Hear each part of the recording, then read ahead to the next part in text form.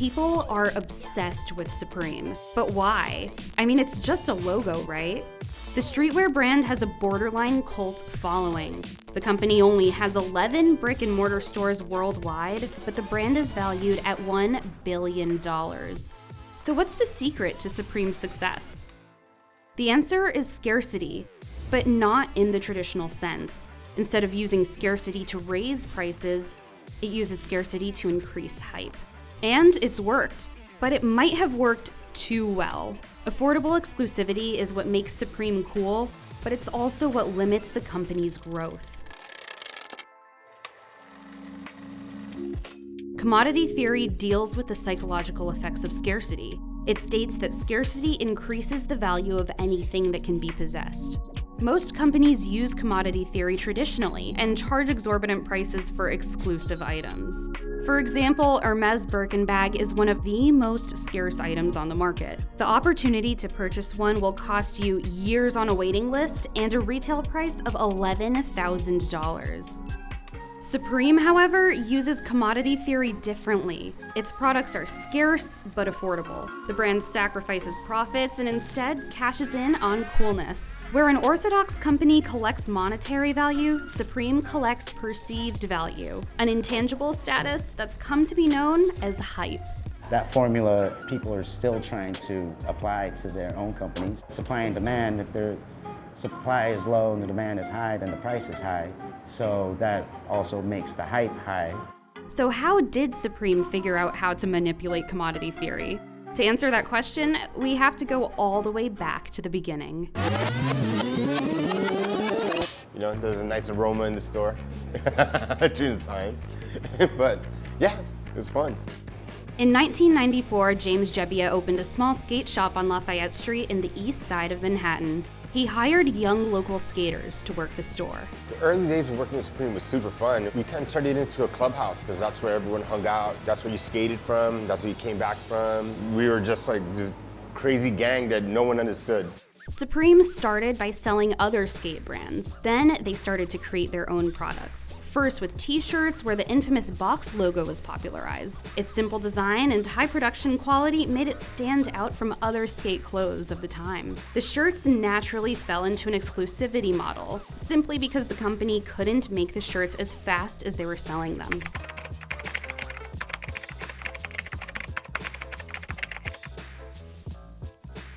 Next, it expanded the product line to include sweatshirts, then skateboard decks, then pants, until eventually launching a full streetwear line. Throughout the early years, the store gained a following beyond just New York skaters. Streetwear collectors, artists, and high school kids from Japan and Europe latched on to the brand's exclusive products. But what really set Supreme apart was their collaboration with Nike in 2002. The shoe release combined the sneakerhead world with Supreme's growing cult following. When SB launched, they launched with the Danny Super Dunk. And in the streets, the dunk itself, it's like, that's like a way of life for people. So like to find a different colorway that's never been out, that's what just created all the energy coming to Supreme. We carried, at the time, most of the stock so that you only could get whatever dunks come out that was special at Supreme. Supreme continued to collaborate and grow in the shadows, all while keeping their products scarce.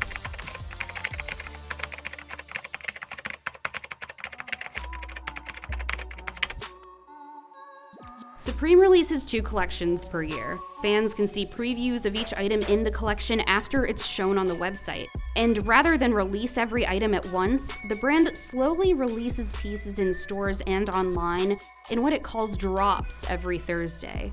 Supreme shows fans what items will be available before each drop, which creates hype around the products. And once a product runs out, it's typically not restocked, so you only get one chance to buy most products. The limited supply and high demand create affordable exclusivity and increase value for the buyer.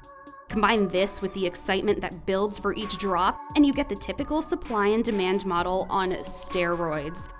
It's become known as hype branding.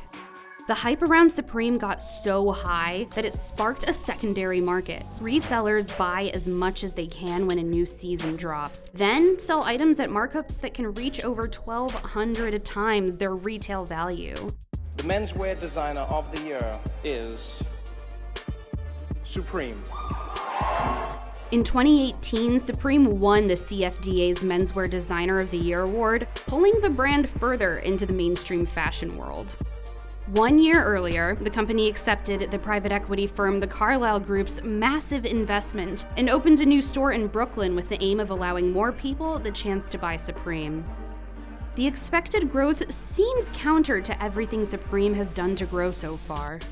Supreme was built on a less is more strategy, so if more people can access Supreme, will it lose its competitive advantage?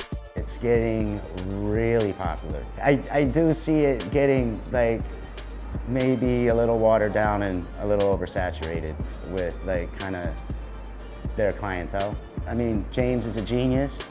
He knows exactly what he's doing. So whatever the plan is now, there's a plan. Fashion experts expect an expansion into Asia. Supreme has 6 stores in Japan, but none in China or South Korea. It may be possible to be exclusive in a lot of places, but overall, more stores means more stock, which for Supreme means less hype. Supreme is at an interesting crossroads. Do you think they can expand and stay cool, or do you think they're trapped by commodity theory?